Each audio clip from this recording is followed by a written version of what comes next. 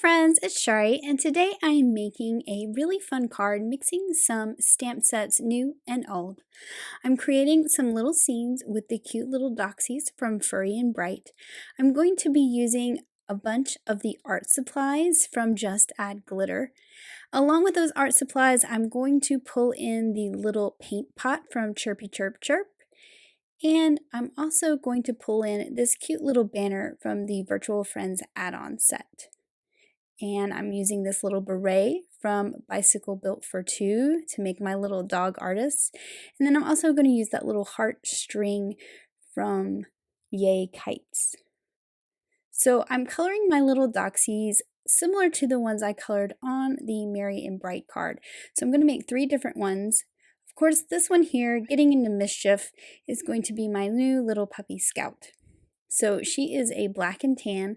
She has that brown around her muzzle, around her little bum there, and on her legs, her belly, and then she's got a nice little stripe across her chest.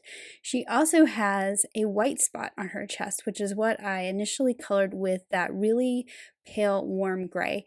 You can't really see that right now, but you'll see it when I outline it. Then I'm going in with a W5. So this is not my darkest gray that I'm going to use. I'm adding a little bit of brown just to the edges of her ears. She has that kind of going on. So I'm just tracing around those spots that I created with the brown initially. So you can see where that white spot is on her chest. I'm going to go around the little brown spots above her eyes, around the brown of her muzzle, and I'm just filling in everywhere, tracing around those brown spots with this W5. Then I'm going to go in with a darker gray, that W7, and I'm going to start darkening that up and pulling in some shadows. Like I said, she is a black and tan, so she is definitely black, but I don't like to use stark black because I think you lose some of the details by using black. So I like to use grays when I'm making a black critter. So I've gone around the outside with that W7, and then I'm going back with that W5 to just darken up the lighter areas just a little bit. Now I'm moving on to this one that's going to be holding the paintbrush, and I'm going to make a little dapple doxy here. So again, I'm using that same brown for the muzzle and the feet, the little dot over the eye, and then I'm using the E70s to create my base color for the rest of the body. So I'm starting out with the E71, and I'm just going to fill it all in. Again, tracing around those brown spots that I created initially. And I'll just go until it's nice and smooth and you don't see my marker brush marks anymore. And it also darkens it up a little bit. And then I'm going in with the E74. And I'm going to do some stippling. So this is just dots with my marker. Now these are going to kind of blend out a little bit because that E71 is still very wet. If you want more of a dot that doesn't blend out, you can wait for that to dry a little bit. And then I'm going to go in with the E77, which is even darker, and just add some more little dots. So you get a nice texture and that dapple look with those different shades of stippling and dots that you create. Now I also want something lighter, so I'm going to break out my white gel pen, get that going, and then I'm just going to do some white dots as well.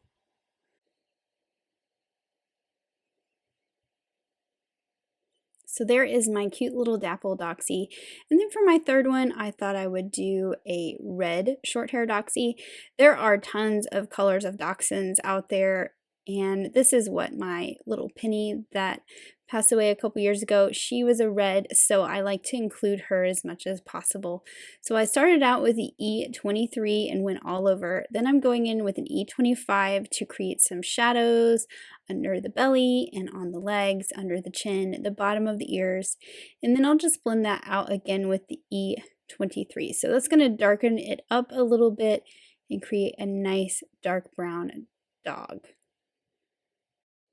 And then I am going back with that E25 just for a couple little more shadows to define things a bit more. Now I can move on to the accessories that I stamped out.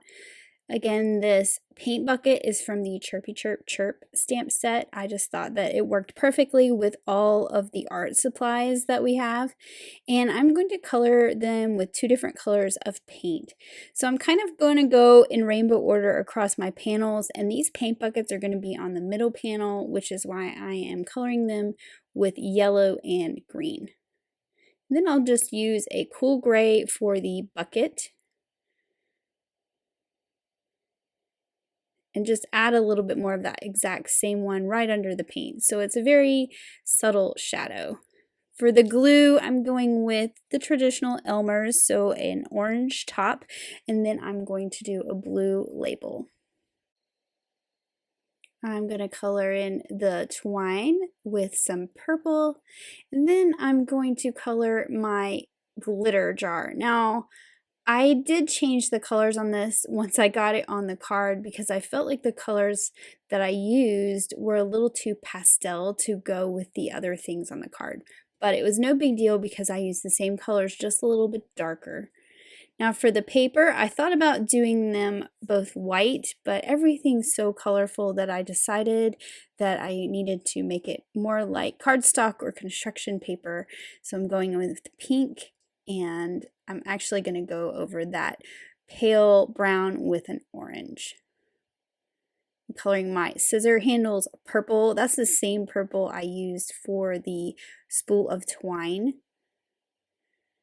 And then here is where I'm going in and covering up that with orange. I just think that it makes it look a lot better and those colors really pop.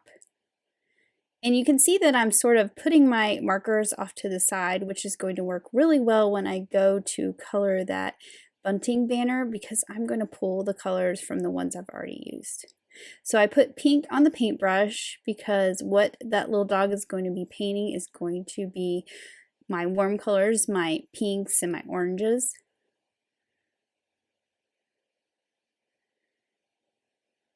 And then of course I'll use some brown for the brush. I colored my tape blue, traditional ruler with some yellow,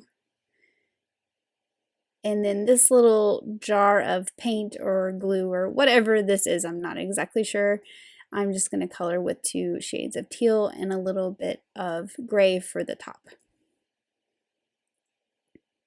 Now, as I said, I've been putting all those markers to the side. So now I'm just going to pull out my colors from the markers that are sitting there and color my little bunting banner in pink, orange, yellow, green, and teal. So it makes it easy to make sure my colors match because I've just laid those to the side as I was coloring all my other elements.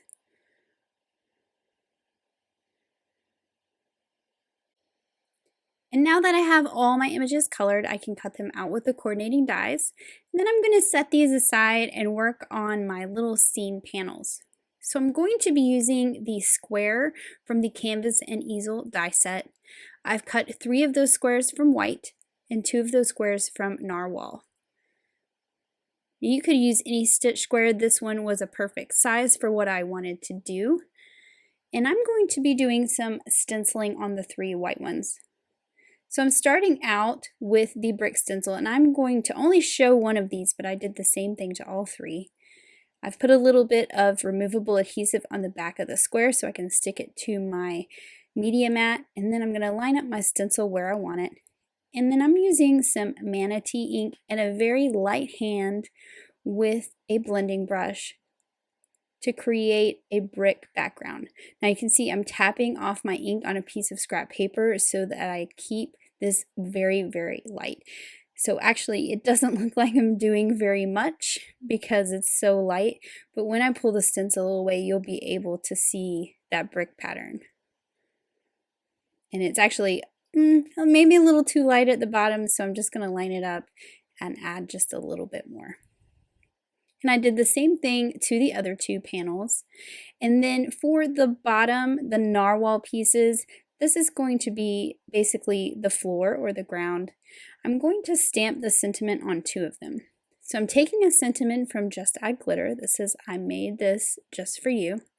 I'm stamping the first part to the left of one square at the bottom, and then the second part of the sentiment to the right of one square at the bottom. And this is going to be the floor on my far left and my far right panels. I'm just trimming this off to 3/4 of an inch.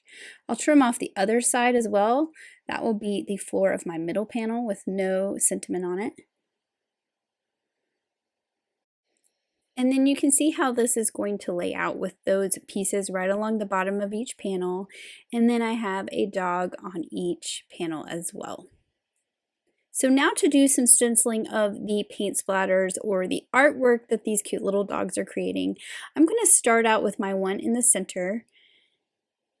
And I'm just going to pick a couple splatters that I want. So I'm going to be masking off the splatters I don't want to ink up, just with some Post-it note tape. For the first one, I'm using Twisted Citron and Lucky Clover, and I'm using Distress Oxides for these so that it really sits on top of that brick stencil that I already inked. So I'm starting with that Twisted Citron to the left, and then I'm going to do some Lucky Clover to the right, getting that second splatter in there. And then I'll go back to my Twisted Citron and blend between the two on that larger splatter.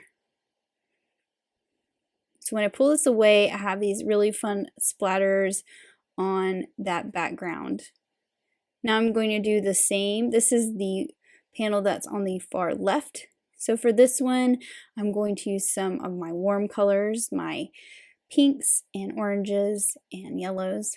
So I've got some abandoned coral, some wild honey, and then I'm also going to pull in some mustard seed. So I'll use that abandoned coral on the far left, kind of fill in that whole little splatter there, pull that color into the big splatter. The big splatters are really fun to be the place to blend your colors together, I think. So I'll just pull that in there, and those two make a really nice orange where they blend together. And then for that little splatter, since this one has 3, I'm going to pull in that mustard seed a little bit as well. And just blend the two together between mustard seed and wild honey. So when I pull this off, you can see I got some fun splatters on that one. And then for the third one, I'm going to find a nice big splatter. I want it to look like this. This one is running through some paint and glitter and kicking it up on the wall, because that is something I feel like Scout would do if there was some paint left unattended. So I'm just picking the splatters I want for this one, masking off the little pieces that I don't want any ink, and then I'm going to use some Salty Ocean Distress Oxide and some Wilted Violet Oxide on this one. So I get a nice rainbow color, all those colors going from left to right on this card.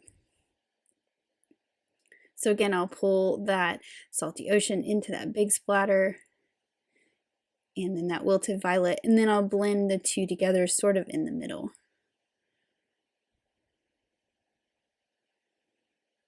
And I do think that this oxide, because it is that pigment ink, looks a lot more like paint that's been splattered on the wall. Alright, so here are my 3 panels, and then I can start to assemble these. So I'm just going to go ahead and add my ground piece to each of these using some liquid glue, line it up on the bottom, and you can see since I used that same die to cut them, I have that nice stitching detail around all 4 sides. So for this one on the left side, I've got that cute little beret that was from Bicycle Built for Two. I think this is adorable on these little dogs and really makes them look like an artist. Then I have that cute little paintbrush from Just Add Glitter, and it works perfect behind. It looks like he's holding it in his mouth. He's up on the wall and he's painting that really fun paint splatter. I'm going to pop him up on some foam squares here in just a minute, so he's just there sort of as a placement. And then I can put some of my art supplies. I've got the paper on the floor, that little bottle of glue or paint. I've also got the fun scissors. I mean, these dogs, they're creative, but they're messy, obviously. They have stuff everywhere. So I've got some foam squares behind so it's popped up a little bit, and I'm just going to place it like it is painting that splatter on the wall. Then I'm moving on to my middle panel. This is where I'm going to put that little banner I colored earlier. I just thought that it kind of added something to everything and made it look like a fun party. Then I have the buckets of paint are going to go on this one. So I'm going to put this one on its side because I'm going to add something to look like the paint has spilled out. And then the other bucket, I wanted it on this dog's head. So what I decided to do to make it look more like it's on its head, like it was painting and it was chaos. He ended up with a bucket on his head. I cut off the inside of the bucket, and then I'm just going to place it on his head. And then, of course, I'm going to add some foam squares behind and put him right here on the card. And then this is where I'm also adding my glue bottle, and I put a foam square behind that as well, so it was the same level and dimension as the dog.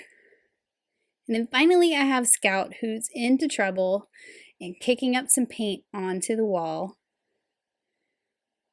And she's going to be pulling some string because she would totally do this. She keeps stealing our socks and running off with them. So I've got the twine to kind of go with the string that I'm going to use, and then the glitter. And this is where I felt like the glitter colors I colored were a little too pastel for all the other colors I had used. So I went back in with the pink and the teal that I used on other things and darkened it up. Now I'm stamping that string that goes in a heart shape with some guava ink, and I will cut it out with the coordinating die. And then I have some of the gray paper from the Flower Market collection.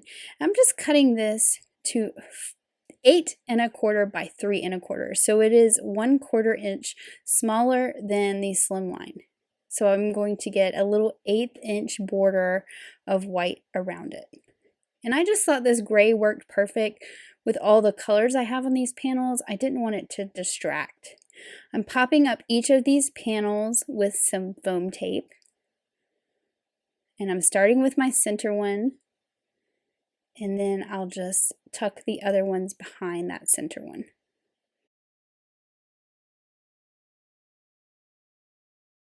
And now I can add my little string that Scout's pulling along with some liquid glue.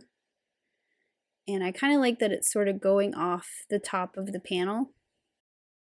And then now to embellish. So I'm breaking out my liquid pearls, which I don't use very often, but I thought this looked perfect as paint spilled on the floor.